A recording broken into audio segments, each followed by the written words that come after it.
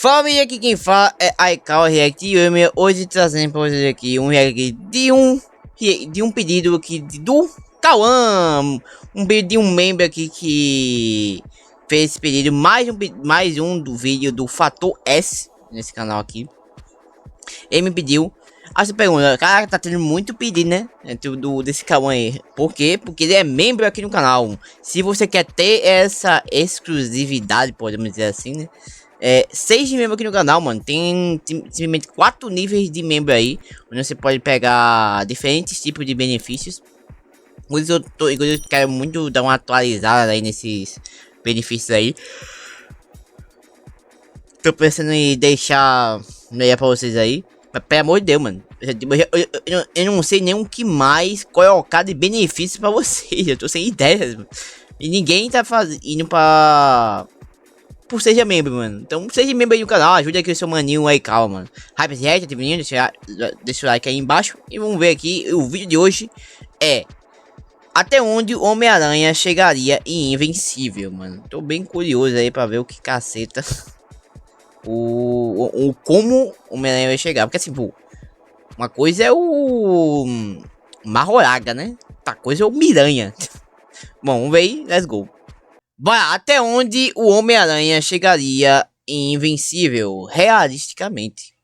Imagina a seguinte cena, o Homem-Aranha acorda pela manhã na terra do Mark Grayson, sem Vingadores, sem Red Richards, sem armadura, sem plano B, só o Peter, o traje e um mundo da rua. Agora imagina que quase ninguém naquele universo jamais viu um sentido aranha funcionando. Ninguém nunca lutou com ninguém com pré-cognição. Então até onde o Homem-Aranha chega dentro do universo de Invencível, realisticamente? Vamos subir do primeiro assaltante de rua até o grão regente Drag. Mas antes de qualquer coisa, a gente precisa consertar uma mentira, porque 9 em cada 10 pessoas abriram esse vídeo pensando 10 toneladas contra Viltrumitas, isso daqui não dura 3 minutos, mas 10 toneladas é o número de guia, e guia na Marvel é um chute conservador, escrito numa época em que o personagem tinha 15 anos de idade. 10 toneladas não é o teto do Homem-Aranha, é o piso. Esse mesmo Peter segurou um prédio inteiro desabando em cima dele e continua de pé, arremessa tanques de guerra, levanta um vagão de metrô de 40 toneladas em cima da cabeça, rompe uma bobina eletromagnética descrita como impossível de ser rompida por qualquer força na Terra, bate de igual para igual com um gladiador, um sujeito com feito de nível estelar, e o mais absurdo da lista, ele já nocauteou um arauto do Galacticus, chamado Tocha Estelar, um ser descrito como tendo força de uma estrela pequena, que troca porrada com o próprio surfista prateado, sem armadura, sem preparo, sem nenhum plano. O Peter simplesmente cansou de apanhar, virou o jogo na mão, e o Capitão América chegou no final da luta e disse que, pelo que ele viu, o Tocha Estelar não tinha conseguido encostar um dedo no garoto. Então existem 2 Homens-Aranhas, 2 Homens-Aranhas canônicos. Tem o Aranha do bairro, que resolve o assalto, apanha do Duende, opera numa escala de quarteirão, e tem o Aranha, que é o maior herói da Marvel, que aparece quando o universo já tá acabando, e faz a coisa que deveria ser impossível. E a Marvel já explicou oficialmente o porquê dessa distância, nos próprios guias. A força do Homem-Aranha varia conforme o estresse. Quanto maior a coisa em jogo, mais fundo ele cava. Ele se segura o tempo todo. A maior parte dos vilões dele passou anos lutando contra um Peter e nunca viu o cara solto de verdade. A regra que a gente vai assumir aqui vai ser nada de preparo. Nada de ele inventa um dispositivo para isso. Não nesse vídeo. A gente só vai lidar com o Peter do dia a dia. Do quadrinho 616. O traje, o lança-teias e o corpo dele. Nada além disso. A gente escala do mais fraco ao mais forte. Sem forçar para nenhum lado. Mas tem um detalhe sobre o universo de Invencível que quase ninguém coloca na mesa. E não é sobre o Aranha, é sobre eles. Uma regra que faz esse confronto ser completamente diferente do que a gente já viu nesse quadro. E quando você entender qual é, você vai entender o porquê da thumbnail desse vídeo, se é que você viu.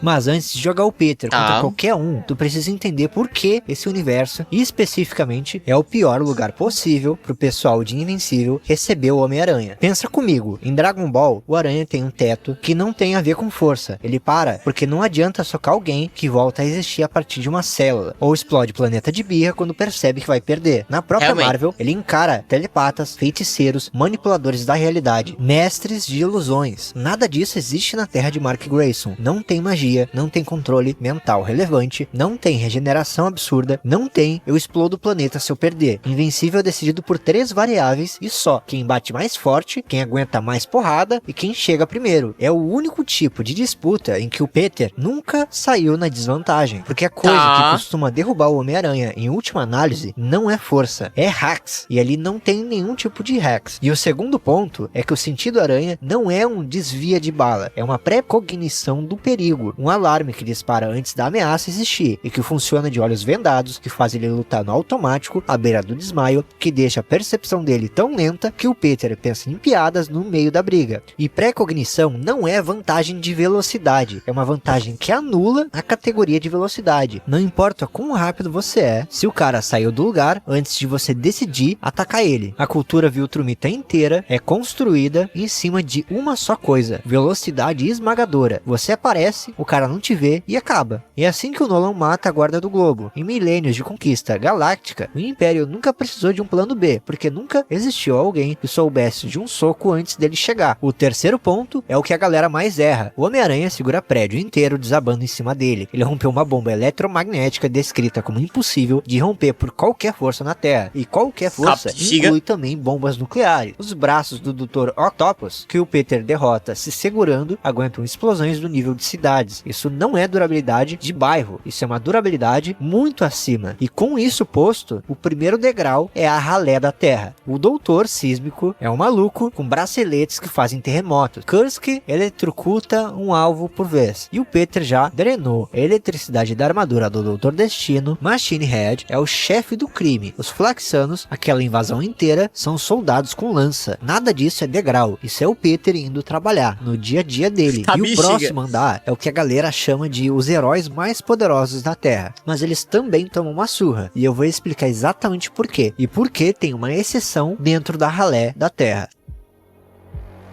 Segundo degrau, os heróis da Terra, a jovem equipe e todo mundo que veio depois. E eu vou ser direto, essa equipe tem uma reputação que os feitos não sustentam. A Guarda do Globo original é famosa só por uma coisa, por ter sido exterminada em 4 páginas. Isso não é currículo de poder, é currículo de vítima. O Rex explode o que toca, mas o Sentido Aranha é um detector de perigo iminente. O Peter sente a carga antes dela existir. A Duplicate faz cópias que morrem com um toque. A menina monstro é forte e regenera, só que paga com a idade cada transformação que ela faz. Então ela não tem estamina para encarar uma luta por horas. O Asa Negra, o Shinichi Rei, o Black Samson, o Aquarius, o robô, nenhum tem pacote completo. O cérebro não resolve pré-cognição. Red Rush é o confronto mais divertido dessa categoria, porque o cara desvia dos socos do Homem-Man, enxerga um mundo parado, e mesmo assim é a primeira vez na carreira dele que a velocidade não garante o acerto, porque o Peter não reage ao golpe, ele reage à intenção do golpe. O Red Rush, ele dá trabalho por 30 segundos e depois perde na primeira vez que chega perto demais. A Mulher Guerreira é a mais forte da Guarda original. O melhor feito ofensivo dela é machucar o Omni-Man. E aqui é onde a conversa acaba, porque o melhor feito ofensivo do Peter é nocautear o Tocha Estelar no braço, Arauto do Galactus, descrito como tão forte quanto o próprio Surfista Prateado. Ele bateu de igual para igual com o próprio Gladiador em força e velocidade, então não dá para comparar. Ela não bate mais forte que ele, ela não aguenta mais que ele e não tem reflexos nem pra ver o primeiro golpe do Peter. Mas a mesma coisa vale pro Imortal, e eu sei que vai ter choro nos comentários. Ele tem 3.000 anos de vida e é comparável a um Viltrumita, beleza, mas ele continua sendo o cara que machucou o Nolan e nada mais. A força do Peter é de escala muito maior, de escala estelar. O Imortal perde e perde feio. A única carta dele é não envelhecer nunca, e mesmo depois de morto, o Cecil sempre traz ele de volta. E então a gente chega na Ivy Atômica, e essa é a única exceção real da Terra, porque a Ivy ela não bate, ela manipula a matéria a nível subatômico, então ela não precisa acertar o Parker, ela transforma o chão, o ar, a teia e o traje dele. Ela criou barreiras que aguentam exércitos inteiros. O Sentido Aranha avisa que existe perigo, mas não ensina a desviar de um ataque feito de energia que pode se modelar em qualquer coisa que a Ivy imaginar. Então, a Ivy contida é uma luta dura, que o Peter ganha por mobilidade e criatividade, porque ela precisa de uma linha de visão e ele é o pior alvo da ficção. Mas a Ivy com bloqueio caído, ou seja, sem bloqueio mental, é a única criatura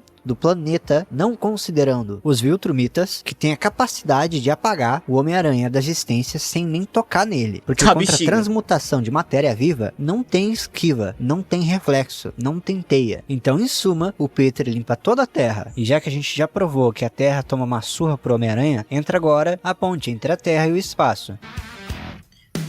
O terceiro degrau. Mas antes do Battle Beast, um aviso rápido. Mark Grayson, da primeira temporada, o garoto desengonçado que apanha do Titã, que quase morre pros Flaxanos e que ainda não sabe controlar a própria força, esse Mark toma uma surra pro Homem-Aranha também, por incrível que pareça. Porque o Homem-Aranha, ele tem mais experiência, ele tem mais técnica, reflexos, durabilidade e um estilo de luta que o Mark nunca viu na vida. Então, se dependesse do Mark sobreviver a uma troca sincera com o Peter, realmente não teria vídeo nenhum. Mas voltando o Battle Beast, esse é o primeiro nome do vídeo que merece respeito, porque ele não é um herói da Terra, ele é uma fera que cruzou a galáxia inteira por milênios, implorando por um oponente que valesse a pena. Ele estraçalhou Viltrumitas com as mãos nuas, espancou o Mark e a guarda do globo inteira sem esforço, suas garras perfuram a pele dos Viltrumitas mais fortes que já existiram, e o feito que define ele, ter encarado o Trag em pé de igualdade por dias, e depois rasgar a própria barriga para deixar a luta justa, porque achou que ia ser fácil demais. Então essa é a primeira luta que o Homem-Aranha pode perder de verdade, e é onde a gente precisa parar de usar o Peter conservador, porque tem dois Homem-Aranha nos quadrinhos, e o segundo é o que aparece quando o mundo tá acabando. Ele nocauteou seres com poder cósmico e lutou contra o Kernila, onde um ataque com o poder de 100 sóis só fez cócegas nele, e logo em seguida o Homem-Aranha machucou o cara mais do que isso, na teia e no soco, sem simbionte, sem amplificação, sem nada. O Battle Beast opera numa escala planetária, o Peter com estresse no talo e sem se segurar,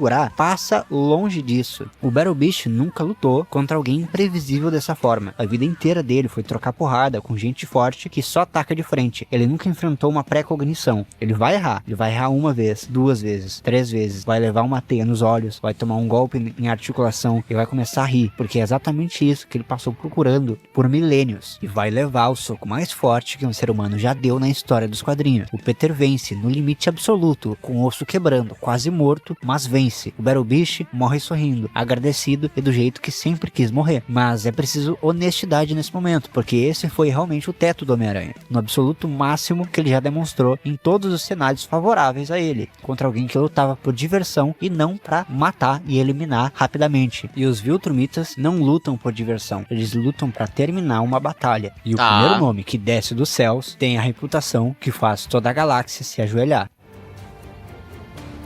E vamos começar pela base, porque nem toda raça é monstro. Os híbridos traxanos do Treg têm biologia Viltrumita com crescimento acelerado, mas zero calejamento. O próprio Treg arremessava os filhos como projetos vivos, sabendo que eles iriam se despedaçar no impacto. O Mark matou o Onan, por exemplo, com um único golpe na garganta, tal que era um dos híbridos, se não o híbrido mais forte traxano. Contra o Peter, são só figurantes. Os soldados comuns e os executores, aqueles que guardavam a nave do Nolan, esses já são outra conversa. São seres que colocam planetas de joelhos, que resistiram a golpes diretos do próprio Omni-Man. Mas eles são exatamente a arquitetura de guerra que a pré-cognição do Peter destrói. Força bruta esmagadora e velocidade esmagadora, aplicadas de frente, sem nenhuma resposta para alguém que já saiu do lugar. Ele derruba um por um, apanhando bastante, mas ele derruba. Então vem o trio de ferro, Lucan, Tula e Vidor, os veteranos de milênios Conquista, que transformam o campo de batalha em um matadouro coreografado. A Tula usa a lança dela laminada como uma extensão do próprio corpo, retalhando os oponentes mais resistentes em segundo. O Lucan continua com as tripas pra fora depois de encarar o Omni-Man. Esses três juntos são um problema real, porque coordenação vence imprevisibilidade. Individualmente, o Peter ainda tem chances, porém os três ao mesmo tempo vencem ele com facilidade. E agora os grandes nomes. Anissa, precisão letal do Império, a mulher que dominou o Mark já treinado com uma técnica de imobilização que transformava a força dele em nada. E é curioso, porque a técnica dela é a resposta errada contra o Peter. Imobilização exige encostar, e ele é o pior alvo de todos para isso. Mas a Anissa não precisa de técnica, porque ela é fisicamente superior a tudo que o Homem-Aranha já enfrentou, é invencível. Ela é uma lutadora de verdade, e o Peter perde por margem. Conquista, 1000 anos de guerra, sobreviveu ao vírus flagelo, sobreviveu em emboscadas de Ragnar, perdendo braço e olho, e voltou mais sedento, destroçou o Oliver como brinquedo, e continuou lutando depois preciso ter o crânio esmagado pelo Mark. E ele tem a coisa mais perigosa que existe contra o Peter. Ele não tem pressa, ele quer que dure, ele quer que doa. Enquanto ele estica a luta, ele fala, ele quebra o oponente por dentro, ele provoca, sorri no meio da surra. E o Homem-Aranha é o herói mais psicologicamente atacável dos quadrinhos, porque ele carrega a culpa de cada pessoa que ele nunca conseguiu salvar. Só que aqui tem a maior ironia de todas do vídeo. O estresse é o combustível do Homem-Aranha. Quanto mais fundo o Conquista cava, mais o Homem-Aranha sobe, um sádico tentando quebrar o único homem da ficção que fica mais forte quanto pior a situação fica. O Peter ainda perde, porém ele leva o Conquista mais perto da morte do que o Conquista jamais pensou que seria possível.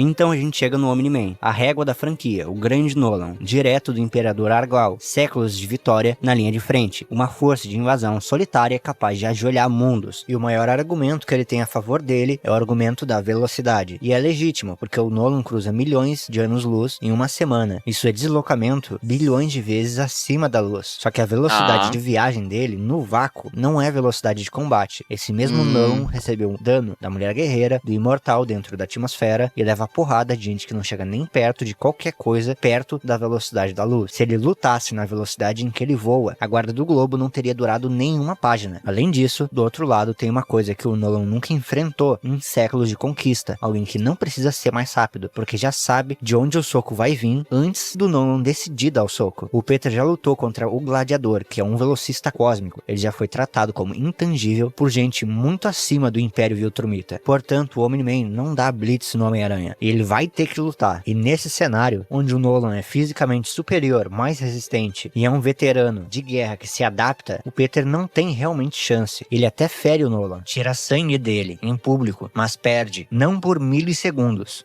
Não humilhado, e sim numa guerra longa, honesta, e em que o Império descobre que existe um humano que não pode ser morto de surpresa. Então a gente entra no trono, o Treg, o Viltrumita perfeito, criado desde o nascimento para ser o ápice da raça, o ser que fez a conquista implorar por perdão, que quebrou a mão do Omni-Man com a testa, que abateu o Battle Beast, que sustentou combate mergulhado no plasma de uma estrela por horas, enquanto tudo ao redor desintegrava. E aqui que fecha o argumento do bloco anterior. O Peter vence o Battle Beast no limite absoluto, quase morto. E o Treg também venceu o Battle Beast e caiu no chão exausto logo depois. Os dois pagam o mesmo preço pela mesma fera. A diferença é o que sobrou de cada um depois desse combate. Quanto o Treg, o sentido aranha continua funcionando. E é isso que dá dignidade à luta. O Treg vai errar, se irritar, levar teia no olho e golpe nos ouvidos. Mas o Treg não erra duas vezes. Ele opera numa faixa de durabilidade que o Homem-Aranha, nem no melhor da vida inteira dele, tem como furar de forma consistente. O Peter perde, e dessa vez não é por margem. O nosso veredito, realisticamente, o Homem-Aranha limpa a Terra inteira, com única exceção da Ivy Atômica, destravada, derrota o Imortal, a Mulher Guerreira e o Mark iniciante com folga, vence o Battle Beast no limite absoluto, na luta mais brutal que aquele universo já viu, quebra soldados e executores Viltrumitas, dá guerra pra Anissa, faz o Conquista sangrar de verdade e obriga o Omni-Man a lutar de igual pra igual, e para no Treg, que sinceramente é muito mais longe do que qualquer um esperava que o herói da vizinhança chegaria. A gente tem uma série inteira de até onde chegaria Invencível. Se você quer ver o Kratos, Metro Man ou Mahoraga, é só clicar na playlist que tá aparecendo na tela.